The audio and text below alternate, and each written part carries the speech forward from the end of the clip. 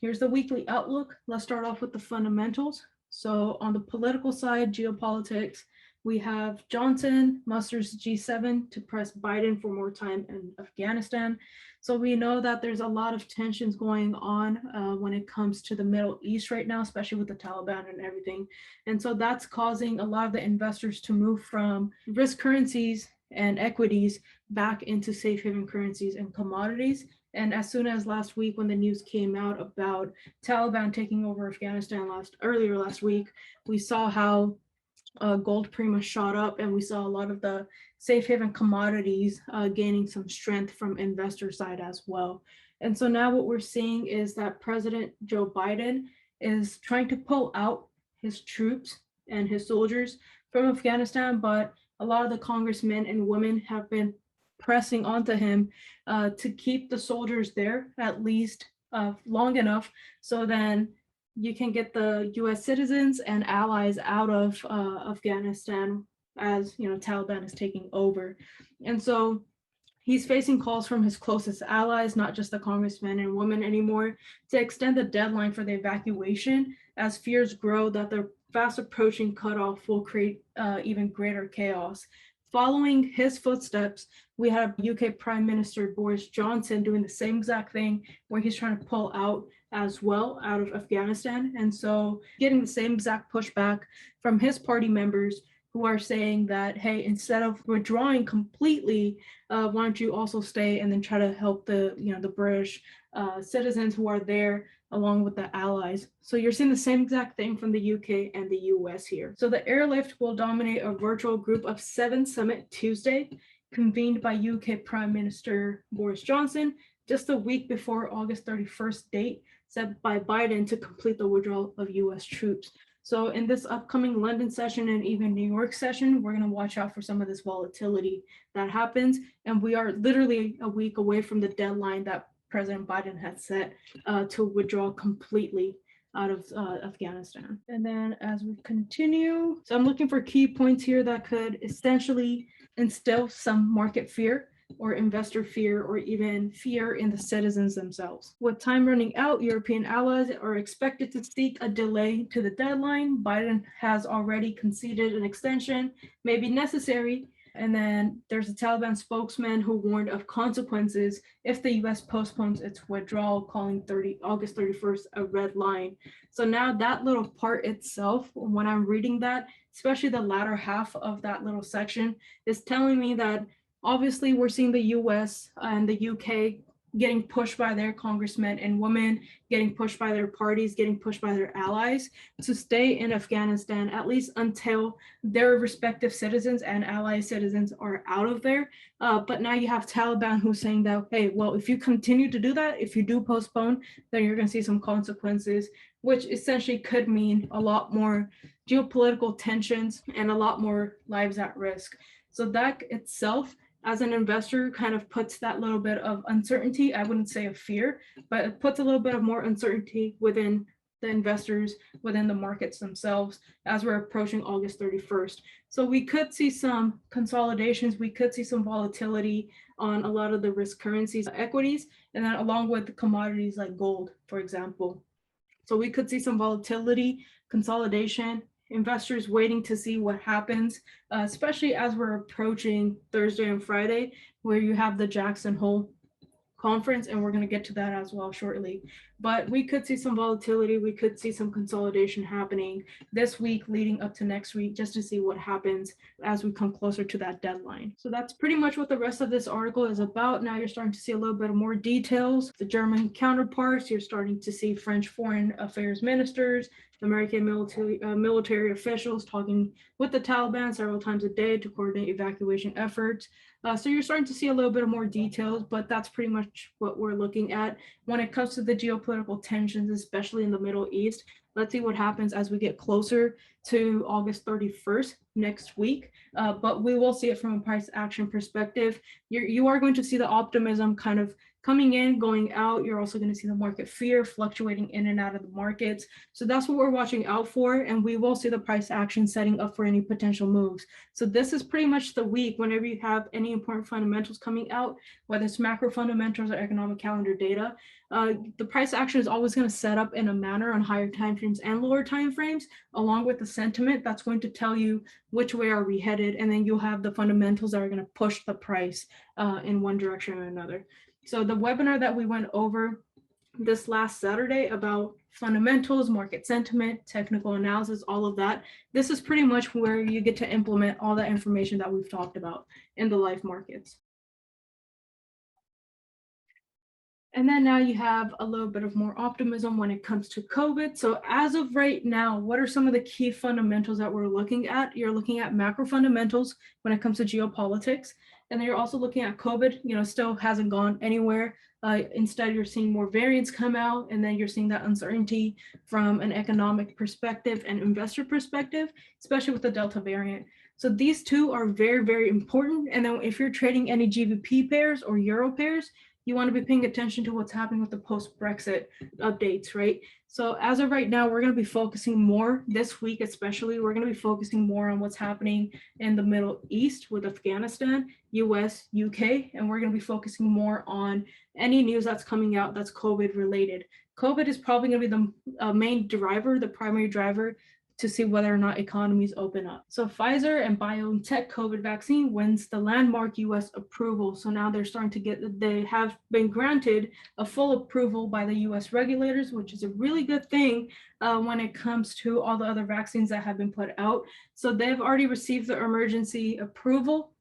That's when you start to see vaccines being administered, along with you had Johnson & Johnson. You also had Moderna, but Pfizer right now has a full approval by US regulators, which is a huge milestone expected to help bolster the vaccination drive and renewed surge in infections.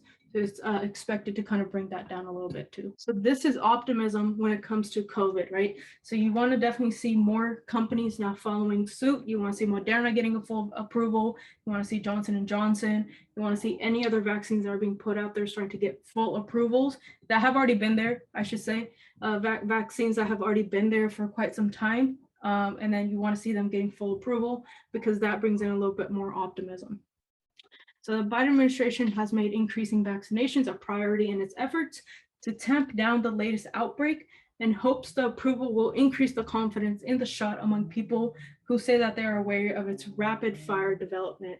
So there's a lot of people, even right now, whether it's Pfizer, whether it's Moderna, whether it's Johnson & Johnson, whether it's something else, there's a lot of people who are unsure, and that's why you have seen like the slowdown in the vaccination progress alongside the supply bottleneck, of course. But alongside that, you've seen that a lot of people have been not so confident across the world in some of these vaccines. A lot of these people, they don't think that there has been proper tests done, there hasn't been a proper approval that has been given to these vaccines, so they were quite unsure of it. But now that one vaccine has been given the entire full approval by US regulators, this is expected to boost up some more confidence. And then many large employers, colleges, universities, and state and local governments are expected to put vaccine requirements in place in the wake of the approval. So as we know, for example, one example is here, the Pentagon said it would move forward to make vaccinations mandatory for US military personnel worldwide. So that's just one example. And then you're going to have a lot of other state and local governments making it mandatory for their people. Continue down. Let's see if there's anything else here. So it seems like that's pretty much it. This is giving all the details about their process. Building confidence, that's pretty much what they're talking about. All right, cool. That's pretty much it. Everything else is details. And then we have the third major event that's coming out this week, which is the Jackson Hole conference. This is where the central bank ministers, finance ministers, and other similar personnel are expected to come together and pretty much talk about what's happening in their economies, how they're going to move forward, and all that stuff, right? So this is very important when it comes to monetary policies, when it comes to inflation, when it comes to all that price stability stuff that we talk about, which is pretty much inflation. But this is a very important conference overall, and that's why investors are looking towards this conference to kind of get a gist of what's going to happen and what are the views of all these central bank ministers, finance ministers. What is their view when it comes to inflation in general? So as we continue down, let's see. Use super loose monetary policy to try to push unemployment down to levels previously thought unsustainable and commit to letting inflation overshoot their 2% goal by a bit for a while. So it seems like that's what Powell and his colleagues are opting for. It's a little bit of a more radical new strategic framework, as they say.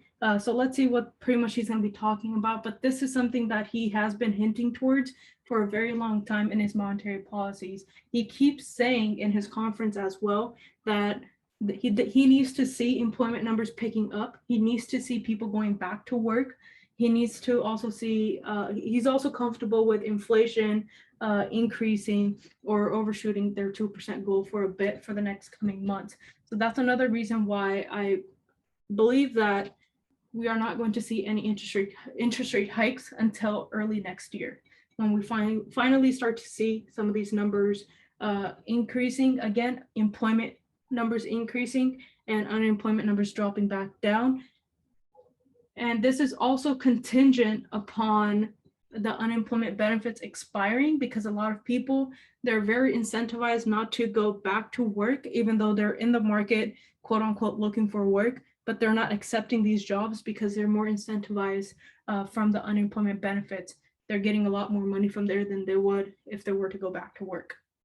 So this is also dependent on that, whether or not those unemployment benefits expire, which were supposed to expire in September, but it seems like because of the new developments when it comes to COVID and when it comes to the economic slowdown, global economy slowdown and all that stuff, it seems like there is a potential to increase that.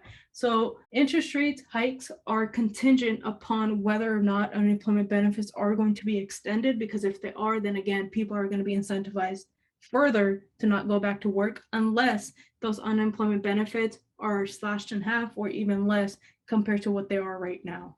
So people need to be incentivized to go back to work. Powell has already initiated formal talks on a path toward pulling back on the central bank's massive bond buying program, a schedule he may offer more perspective on this week. So this itself, this is very important because this is something that the investors are looking out for. So the investors, every time there's any, in the past couple of weeks, what we have seen in the markets is that anytime there's any news or statement being put out about potential pulling back on the massive bond buying programs, we start to see investors coming back into risk currencies and equities a bit more. So let's see if this is something that we're going to start seeing as well this week as we get closer to Thursday and Friday when the conference will be held. But there's a very high chance that Powell may once again just say that the economy is not ready for it. And we could see, again, that market sentiment shifting back to current uncertainties. So on the economic calendar side, started off pretty easy yesterday. Today we have PMI data coming out. So we must have seen a lot of mixed data here. So as you can see, we're coming back.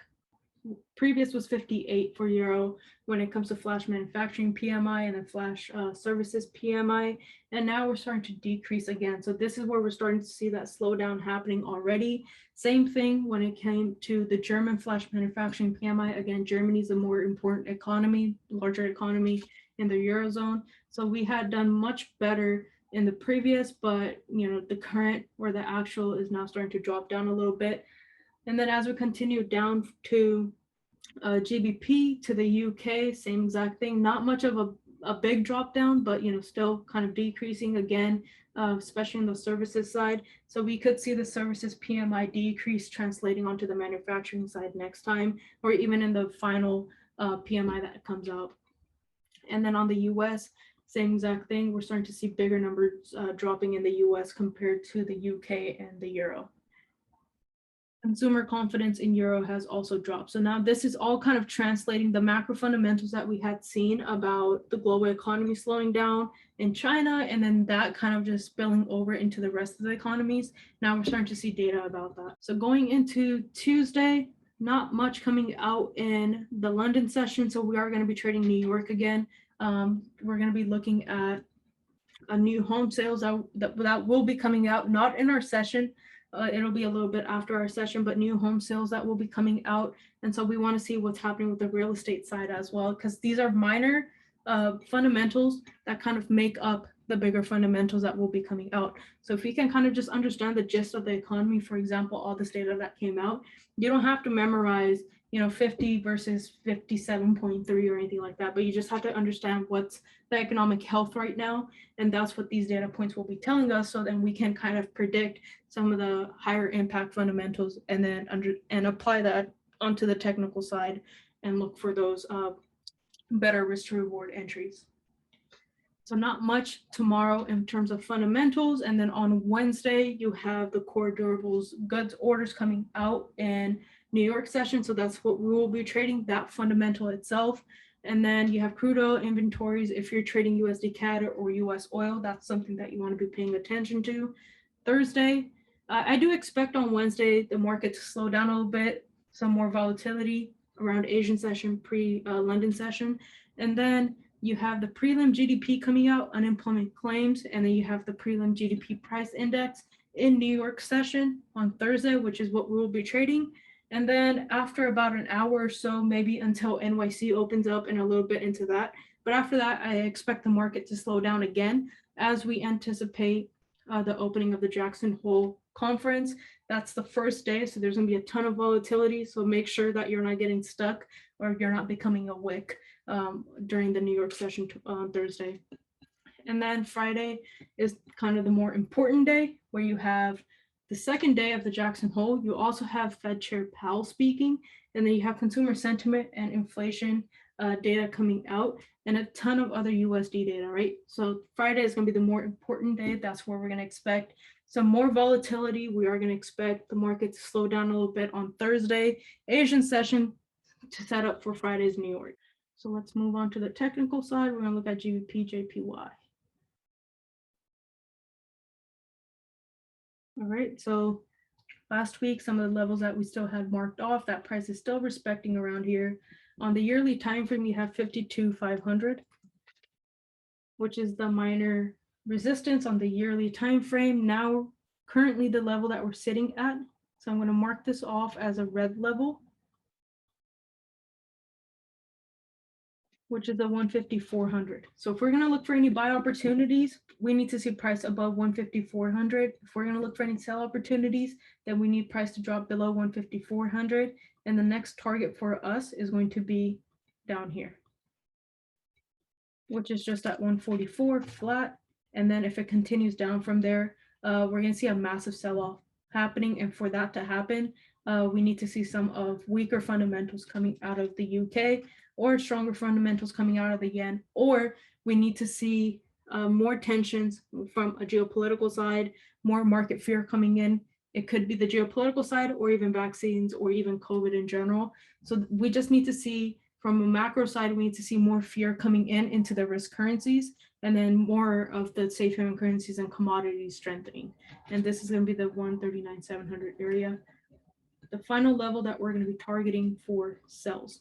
But as of right now, our range is between 15400 and 144 flat. So this is our trading range that we could potentially see for the next quarter or so. So the remaining of the quarter. But anything above that is going to be buys, and then anything below that is sells, while targeting 144. Now, as we come down to the quarterly time frame, what we see here is I'm going to start to create a zone. So there's this entire zone that price has been respecting. It rejected that resistance area. It's coming back down. So same thing here. If we can break below 15400, we're going to be breaking below the previous quarterly candle down here. We're going to be targeting some of these minor levels that price has already rejected.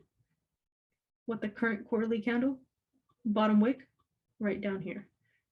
So these are just our ranges, right? So you can adjust these levels as you drop down to lower time frames. So for example, you could, if you're looking for scalp opportunities, for example, your scalps is going to be from 15400 coming all the way down for about 200 pips or so, right? So that's going to be your scalp turned into a swing trade opportunity. That's how you would trade that. If you're more of let's say a swing trader trying to turn that into a position trade, then again, you would start off in this range and then you can look for a position trade coming all the way down for about 600 pips or so. So it depends on your trading style. What we do is scalp to swing. So this is the area that we're going to be targeting. Again, this is a quarterly time frame, so the range might not look that big, but it's about 200 pips. So we have a ton of room for us to look for our trade opportunities and even scalings. Let's drop down to the monthly. So same thing on the monthly. You could create a zone here, right into this area. So what I'm doing now is I'm starting to narrow down into my price action, right? So what I'm doing is between this zone right here and up top, I have about 100, 140, 130 pips, right? That I can look for buy opportunities, but anything below this level down here, these are all sells. So now I'm starting to narrow down that if I were to go down onto the weekly or daily time frame, where can I look for my swing trade opportunities? So our swing trades are going to be between this zone right here, and then our sell opportunities are going to be all the way down here. Any questions? And another thing that you want to do is, again, make sure you're following structure here. So if price comes back down into this area to tap into, let's say 148,300, tap into this. This is a test of structure, right? If price breaks below this, gives you a retest and continues down, that's a break of this bullish structure. Now the next target for us is going to be that 144. If that happens, that solidifies our analysis from the yearly time frame and the quarterly time frame of price coming back down and tapping into 144. If price just comes and taps into 148,300 and then continues back up, that is simply a test of structure. This is all structure right here. As price continues bullish, creates a new low, continues back up, comes back down, creates a new low, right? So this is going to maintain that bullish structure. But break of 148,300 is the break of this bullish structure and then continuation back down. So that's a very important level for us. And so that's why we need to mark off 148,300. And as you can see, there's a ton of liquidity to the left side of this as price creates lower lows and lower highs and also makes wick rejections. If you guys get confused, just let me know and I'll go ahead and re-explain. Now, as we drop down to the weekly time frame, we saw a massive sell-off happening, right? So overall, the structure here is still bullish, but now what we're starting to see on lower time frames or on the short term is price starting to create lower lows and lower highs.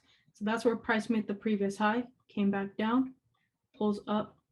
So these are all lower lows and lower highs being formed. Price comes back down, creates a support in the same exact area that it faked out in previously. So this is why here, instead of looking for buys or sells immediately, what we need to see is how does the candle react to this zone? If this candle flips back down bearish and breaks the low here, then we have a nice sell opportunity coming back down to 148,300.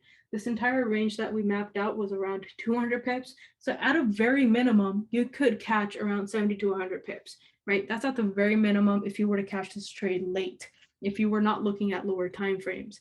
And then as price continues back up, let's say this is a fake out again. What we're looking for is a retest on lower time frame. This is a weekly time frame, so on the daily, 4-hour, or even the 1-hour time frame, if you're trying to turn an intraday trade into something longer, you need to see this area right here being respected as support. And then as it continues back up bullish, that's when you can look for those buy opportunities, which is that range that we discussed on the higher time frames.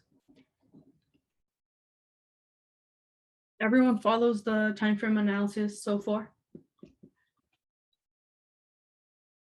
Yeah. All right, cool. So this is, you don't have to mark off this level, but I'm just going to mark it off just to show you guys what's going on here. So as you can see, price came back down and tapped into the previous lows that we have seen being rejected several times, either as a break and retest support, consolidation support, a fake out support. Same thing here, fake out support. And then you saw a lot of traders getting in. This is the investors getting in right here, right? With all the sellers rejected to the downside, pushing the price back up. Sellers bring the price right back down to 149,400, and then we're starting to see a push back up. This entire area essentially is a no trade zone, right? If price breaks above the zone, above 151, then we can look for a trade opportunity going up to 152,500 to revisit these highs. But if price fails to break above and close above 151, then we're looking for sell opportunities to the downside.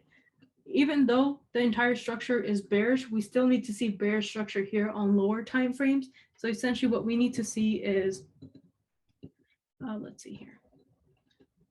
You got that entire bearish structure that's forming right here. Right, and then price is coming back down. So as you can tell, whenever price has a massive sell-off at each of these legs as it continues down, there's always some sort of a pullback. And so this could essentially be a pullback to revisit and grab some liquidity from these areas right about here where you have a ton of wick rejections, fake outs, and all of that in order for us to continue down. So what we're looking for is price to push up, create some sort of a new lower high resistance on lower time frames like the 4 hour or the 1 hour. And then we're looking for a trade opportunity somewhere here and then take it all the way down to around 149.400, which is here, and then let the runners run until 148.300, which is that crucial level from the daily time frame or the weekly time frame, the monthly time frame, which will, if it breaks, signal that it's a break of the entire bullish structure. If it does not break and it maintains support right here and continues back up bullish, then we know that we're setting up for a higher time frame bullish structure to the upside. So that 148.300 is a very important level. Now what we're starting to see on the 4 hour time frame, basically what we just discussed on the daily time frame, right? So now what we're starting to see is a massive sell-off, a correction, another massive sell-off, taps right into the previous liquidity areas of consolidation, pulls back up, creates resistance. There's some sort of a break and retest happening here. So now if price breaks below 154.00, which is the level that we marked off from the yearly time frame and down, if price breaks below that and continues bearish, you have your sell opportunity coming all the way down to 149.500, 149.400. That's when you're still going to wait for any sort of retracement if you're looking for a scale in and then a continuation down. You could probably even get a break and retest down here and then continuation down. But essentially, before you're looking for a scaling, you want to wait for some sort of a pullback and then continuation down all the way down to 148.300. Everyone good? Any questions?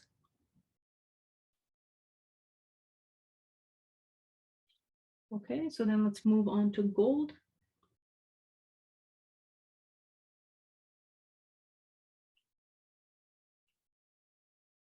All right, so yearly time frame levels are pretty much the same since basically the beginning of the year, but 1680, you got your support, 1800.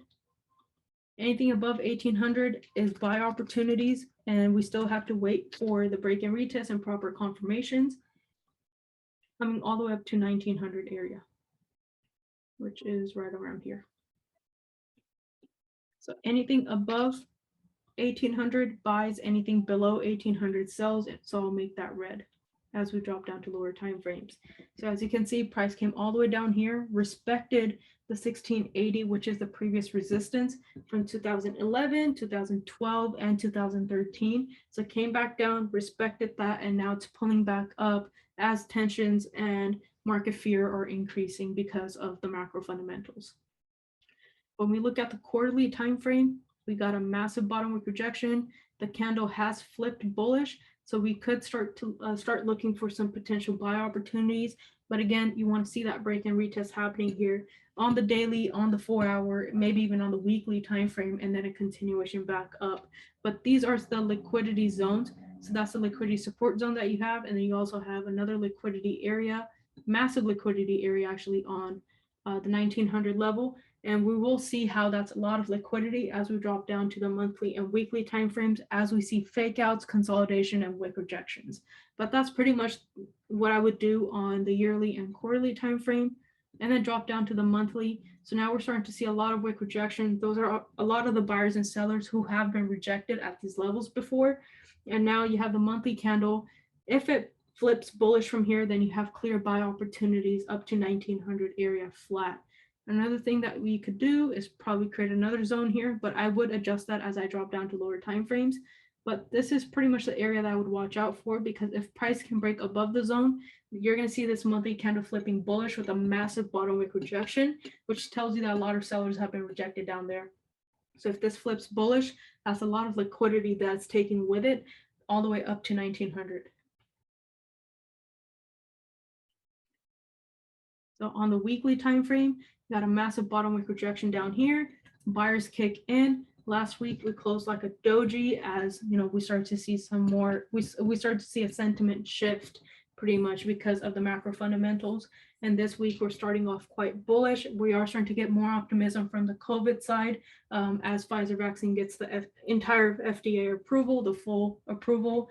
And then we are still starting to see updates when it comes to inflation. You have the Jackson Hole conference, and then you also have what's happening with the UK and the US and the Middle East. So let's see if we continue bullish, if we can break the previous high that was created here, and then you have clear buy opportunities to the upside. You can still target some of the previous levels that we had marked off, which is 1860 first and then 1900.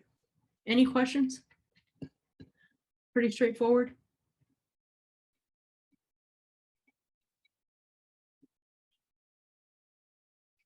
Cool. So even here, give me 1 second here actually. Okay, so we've been in a bearish trend to the downside, and now we're starting to see a shift in the trend itself. So what do I mean by that? You got those lower highs, lower highs and lower lows being formed all the way down here. Price pulls back, right? Comes back to revisit the highs. Also, that liquidity area, massive sell-off happens. All this, right? And then even here comes back down only to create a lower high, and then continues back down. Essentially, we come back, tap into 1680, and now what we're starting to see is a pullback. Respect of this area, this entire consolidation area right here, which is also consolidation in the past. Respect that as support, consolidate, massive push up. So yesterday we closed with a lot of bullish momentum. And so now what I want to see as price breaks above these areas on the daily time frame is pullback, respect it as support, and then continuation back up. Because of the important fundamentals that we have coming out this week and the updates, there's a very high chance that the market could simply consolidate here with a lot of wick rejections and volatility. And then finally, when the conference happens, at least the first day, we start to see some more updates on what's happening in Afghanistan. Then we could see price finally breaking out. So be prepared pretty much for a nice break and retest, which is going to be the ideal situation, but also be prepared for any sort of consolidation in this area. And the market will tell you which way is it headed.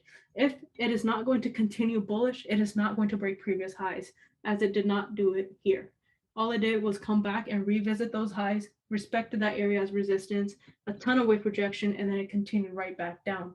If it is going to continue bullish, you will see the highs being broken. You will see levels being broken, resistance levels being respected as support. And that's kind of your indication of where's the sentiment. So you're going to have the technical side and the market sentiment side being aligned this week, but you will need to wait for the fundamentals to look for any longer term trade opportunities.